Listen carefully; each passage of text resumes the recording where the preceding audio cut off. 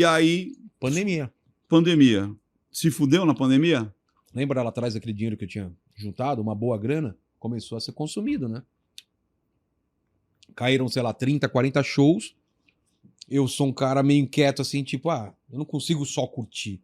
Foda-se, vou ficar em casa, vou fazer minhas paradas. Eu fico pensando. Aí, já pensando no próximo livro, pensando o que eu vou fazer. Você já tava com seu filho ou não? Já. Novinho. 3 anos de idade ele tinha.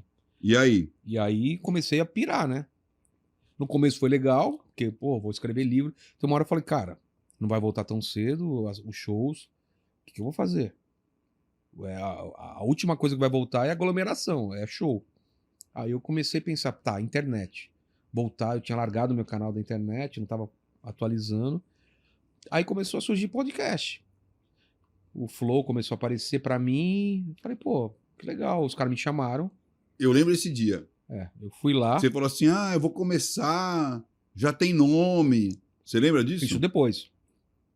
Depois que eu fui lá no Flow. Não, então, mas você parece que você estava planejando. Acho que você chegou a dar um spoilerzinho, não chegou? Não.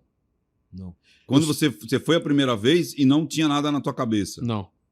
Mas eu lembro que você foi uma vez e não estava no ar ainda o Inteligência. Não, quando eu fui não tava no ar.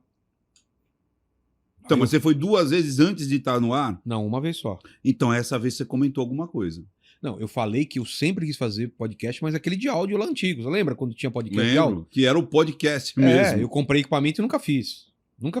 Mas era eu sozinho, não entrevistando alguém. É isso aí. Era eu falando sobre algum virou assunto. uma moda. Mas acho que foi o quê? 2010 já não era? 2010, 2012? Cara, teve uma moda de podcast, que era o podcast mesmo. Podcast era eu falando, vou falar hoje sobre avião. E aí eu ia ficar falando sobre avião. Hoje eu vou falar sobre, sei lá, relacionamento. Essa era a minha ideia. Eu tinha uma conta num podcast desse aí. Não, eu comprei, cara, eu tinha equipamento pronto já pra fazer. Eu fiquei enrolando 1 ano e meio e não fiz o podcast de áudio. Aí quando eu fui lá e curti a vibe. Eu falei, é isso, cara, não é áudio, eu vou fazer com um vídeo na minha casa, num porão, eu tenho um porão de estúdio lá já. Eu já tinha um porão que eu fazia meus vídeos. E aí eu comecei, cara. Aquele porão, porque ali, posso falar do porão? Claro. Aquele porão, ele parecia que era um porão meio de jogos e de um cinema. Foi você que tinha montado aquilo ou foi o antigo dono? O antigo morador. O antigo morador que tinha um cinema ali. E salão de festa. Aqui... E salão de festa. Mas o salão de festa não, é onde é o estúdio. O salão de festa era ali? Ele fazia as festas lá de filho, essas coisas. Tá, mas ali não tem até um... Não, mas eu coloquei. E foi você que colocou. O bilhar. O bilhar, porque por conta do bilhar, parecia que ali era um salão meio que... Não. Jogos, carteado, bilhar tava e vazio, aqui... lá, quando eu cheguei lá tava vazio. Tava vazio, só tinha as cadeiras e o... Nem as cadeiras tinha. Eu que coloquei. Você colocou as cadeiras do eu falei, vou fazer teatro. A minha ideia inicial, quando eu comprei a casa, fazer um cinema, fazer um bilhar, pebolim e fazer um salão de jogos aqui. Aí eu comecei a fazer um canal da internet, peguei um pedaço e fiz estúdio. E aí quando veio a pandemia, eu falei, vou transformar tudo em estúdio. E aí comecei a fazer. E aí aquela sensação, né, cara? Começar do zero, o canal tem 0 inscritos, 1 inscrito, 10 inscritos, 1000 inscritos. Conhecia muita gente da área. O Danilo Gentili, os comediantes, um outro professor, um outro filósofo. Eu acho que o meu episódio foi o quê? 50 alguma coisa? Foi bem no início, cara. Bem no início. E aí foi isso. Eu pensei assim, eu tô atrasado. Hoje eu vejo que não tô atrasado, mas na época eu tinha essa sensação. Falei, putz, cheguei atrasado, né? Já tem o Flow, do Flow já veio o Podpah, do Podpah já veio o Master, já veio outro. Tinha uns 4 podcasts grandes na época, ou 3 podcasts, assim. Falei, cara, como que o meu vai aparecer? Aí eu falei, cenário, um só apresentando, todos os outros podcasts eram duplas, todas. Eu falei, um só, é só eu. Cenário. E criar uns quadrinhos, umas perguntas, o presente inútil e tal. E eu comecei a fazer, cara. Saquei. Você falou, vou tentar. Vou tentar, não. Vou criar uma coisa que a pessoa olhe e fala, já sei que ele tá em outro lugar. E não numa mesa de madeira com uma televisão atrás. Com a cortina. Que era meio que o padrão. E a cortininha. Né? Todos os podcasts eram assim. E até hoje, né? A maioria, né? E aí você criou também o lance que era o programa, o presente inútil, o presente útil, as perguntas finais. E o modo de conduzir. Todo mundo vendia como um papo de bar. A minha ideia nunca foi fazer um papo de bar. Foi fazer papo profundo. Os meus podcasts eram os mais longos, eram os mais íntimos, assim. Muita gente saía de lá emocionada, não sei o quê. Então, Foi acontecendo. Só que eu acho que a virada de chave mesmo foi... A gente soltou do Danilo Gentili um dia antes do Natal. Só que nessa época todos os podcasts estavam de férias. E eu pensei, cara, tá todo mundo de férias. Tá uma moda de podcast, todo mundo em casa. A galera quer consumir podcast e não tem podcast. Você não parou. Não parei, eu vou lançar podcast um atrás do outro e dane-se. Não vou ter férias e não sei o quê. Então todo dia tinha podcast.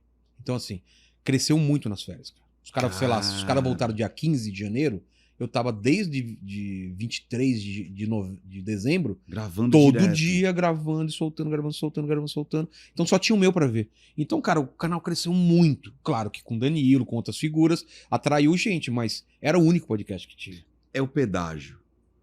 Você pagou o que tinha que pagar, né? É aquela velha história, né? Tipo assim, por quê? Fala assim, você enforcaria 20 dias de verãozão no porão? Literalmente era isso. Você enforcaria 20 dias. Mas né? A minha vida inteira foi isso, cara. Eu lembro de novinho, assim, a galera saindo pra balada e eu tenho que entregar material pra placar, cara. Vou virar à noite aqui. Isso nunca foi um problema pra mim. Nunca foi. Porque eu amava aquilo que eu tava fazendo. Amava aquilo. Então, e aí você refletia depois, né? Os caras estavam sem grana e eu tinha grana pra pagar as paradas, porque os caras dependiam do pai dele e eu já tava morando sozinho, sabe essas coisas? Sim. Então assim, eu tinha pressa de sair de casa, tinha pressa de morar sozinho, tinha pressa de pagar minhas contas. Então eu tive que adiantar tudo, tive que trabalhar mais, tive que virar à noite e colher os frutos, cara. Exatamente. Então, assim, eu fui ganhar, assim, minha grana alta, assim, mais cedo do que meus amigos. Exatamente. Eu senti isso também. É porque não é que nem hoje, que com a internet o moleque fica rico. Na minha época não tinha essa possibilidade. Não tinha. Você tinha que ralar. Tinha que ralar muito, cara. Com uma situação tradicional. Pega aqui, entrega ali, ou transforma, ou vende. Tem uma ideia boa, insistir. E meu pai sempre falava isso, cara. Não tem nada que resiste a trabalho duro. Não tem nada, cara. E eu quero passar isso pro meu filho. Você pode não ser o maior, não pode ser o melhor, mas se você trabalhar pra caralho e, cara, focado e dando o seu melhor, cara, você vai ter resultado. Não tem como não ter resultado. Não tem como. Claro que outro cara que puxar o saco, outro cara que for sacana, outro cara pode passar na sua frente e ser maior. Foda-se, cara. Vê o teu caminho. Mas a constância faz a diferença. Claro que faz. Eu vi muito isso aí. Quando eu peguei lá a loja do meu pai que tava falida lá, acho que até contei a história, não sei se eu contei no Vilela. Contou lá. Dando inteligência e, cara, devendo $100 mil, 800 sido protestado, blá, blá, blá. Cara, eu tinha 20 anos, cara. Então. Então eu passei muitos finais de semana trabalhando para o caralho. Cara. Sem férias, sem porra nenhuma. Mas depois você tem o resultado. Não tem como você não ter o resultado por você estar fazendo aquela porra toda. Não é regra, né? Claro que vai ter gente que não vai conseguir o resultado por N razões. Mas da minha experiência, cara, toda vez que eu quebrei, toda vez que eu tava mal, financeiramente ou emocionalmente, o trabalho me salvou. Então, a gente agora acostumou as pessoas falarem assim, mas tem o caso... Eu sempre falo assim, vê a linha normal. Sabe a linha normal de eventos? Então, na linha normal de eventos, você vai ter gente que não fez porra nenhuma e conseguiu. Gente que fez para o caralho e não conseguiu. Mas na linha normal de eventos, são pessoas que fazem e conseguem. Essa é a regra. Você tem as exceções dos dois lados. A regra é, se você trabalha mais, se você treina mais, se você tem mais... cara, não tem jeito, você vai ser melhor. É impossível um cara que quer ser um grande jogador de futebol falar, não, ele não treina nada. Ele não treina nada. Ele não cuida do corpo. Ele não ensaia. O mesmo vale pra músico, cara. O mesmo vale pra podcaster, o mesmo vale pra qualquer coisa. Tem os caras que têm muito talento e precisa fazer menos. E tem os caras que têm menos talento e precisa fazer mais. E tem os caras que não fazem nada e não vão conseguir nada e vão jogar a culpa em qualquer coisa. Cara, é difícil, né? Eu sempre uso... cara, vai se fuder, vai trabalhar, velho. Sabe? Porque... E quando é que você botou na cabeça? Foi logo nesse início que você botou na cabeça que você tinha que fazer podcast todo dia? Que daí você aproveitou essas férias e não largou mais? Tudo que eu faço, eu sou muito intenso. Tudo. Na época do começo do stand-up, eu queria estar em o maior número de horas possíveis em cima do palco. Se você me chamasse e falasse, eu tenho R$10, eu vou. Você tem R$20, você tem R$100. Eu tenho que testar, eu tenho que estar... Cara, eu tenho que melhorar, eu tô ruim, eu tenho que melhorar. É tipo, é hora de voo. Hora de voo de piloto. Então, assim, quanto mais... É impossível. Se você fez 6 shows e eu fiz 46, provavelmente eu vou estar melhor que você. Sim. Se eu fizer 100, eu vou estar melhor do que quando eu tinha feito 40. Calejado. É isso. E aí eu fui pensando, cara, eu vou fazer show de segunda a segunda, pegava todo show aqui, ali, longe, e fui fazendo. Mesma coisa com podcast. Aí, a tendência é eu ir espaçando e diminuindo. Mas pra ficar bom, você tem que fazer sempre assuntos diferentes. Aí você vai criando casca, você vai aprendendo. Então, eu quis fazer muito podcast pra aprender, cara. Eu tô no 1000, quase 1.200 já. Então é assim, cara. E você tá fazendo o quê? 7 ou 9? No mínimo 7. No máximo 10. Cara, já teve 10? Já teve semana com 10? Não, que eu fiz. Que foi pro ar, não. Porque às vezes eu faço não, mas gaveta. Já tem semana que você já entregou 9. 8 é o máximo. Você já entregou 8 na semana. Eu não coloco mais do que 8 Você ainda colocou 1 por dia e um dia você meteu 2 ainda. 8 em 7 dias. Não, eu só faço dia de 5 dias, né? De segunda a sexta. Não. Você tá dizendo o seguinte: você grava de segunda a sexta. Beleza? É só os dias que você grava. E eu mas a entrega, você já entregou 8 em 7. Não, mas eu só entrego de segunda a sexta também. Eu não coloco mais final de semana. Você colocava? Antigamente eu lembro. Eu testei, mas né? Então hoje você testou. Tá. Você coloca. Sei lá, segunda-feira. Tá, mas assim, os 5 dias você entrega o quê? Até 8? Toda noite tem. Isso. E algumas tardes tem. Então, mas quanto que você entrega nessa semana? No máximo 8. Em 5 dias você entrega 8, cara. De 6 a 8. Puta merda, Vilela. Mas por enquanto, né? Porque eu tô criando programas que eu não apresento, que vão entrar na programação.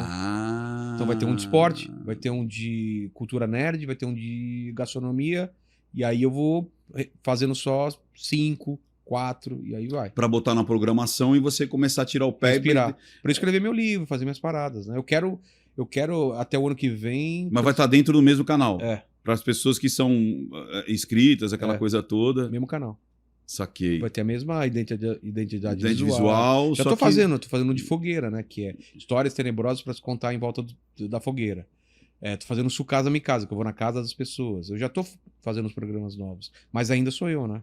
Entendi. Quero fazer uns que não seja comigo. E ver como o público vai reagir. Vai reagir para ver se aquele público aceita. Você acaba de assistir a um corte. Para você acessar o conteúdo na íntegra, o link está nas descrições. E para você não perder nenhum bate-papo, inscreva-se agora no canal.